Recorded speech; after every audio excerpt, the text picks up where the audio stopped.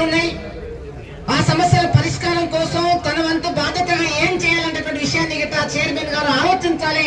అట్లా ఆలోచించడం ద్వారా మాత్రమే ఈ సమావేశానికి ఉపయోగం ఉంటుంది. ఆ పద్ధతిలో ఆలోచించమని చెప్పేసి మీ అందరి తరఫున విజ్ఞప్తి చేస్తా ఉన్నా. మిత్రులారా, ఈ రాష్ట్రంలో ప్రభుత్వం ఏర్పడి 1 సంవత్సరం అవుతుంది దగ్గర.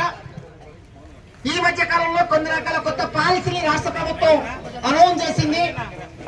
మద్యం పాలసీ గానీ, ఇండస్ట్రియల్ పాలసీ గానీ, ఎంఎస్ఎంఈ పాలసీ గానీ, ఈ పాలసీలలో మనకు రిజర్వేషన్ల ప్రస్తావన అందులో లేదు. వాటిని మార్చే బాధ్యత చైర్మన్ గారు తీసుకొని అన్ని రకాల పాలసీలలో మన వాటా మనకు వచ్చేటట్లు చేయమని చెప్పేసి ఈ వికలాంగ సంఘాల తరఫున చైర్మన్ గారికి విజ్ఞప్తి చేస్తా ఉన్నా.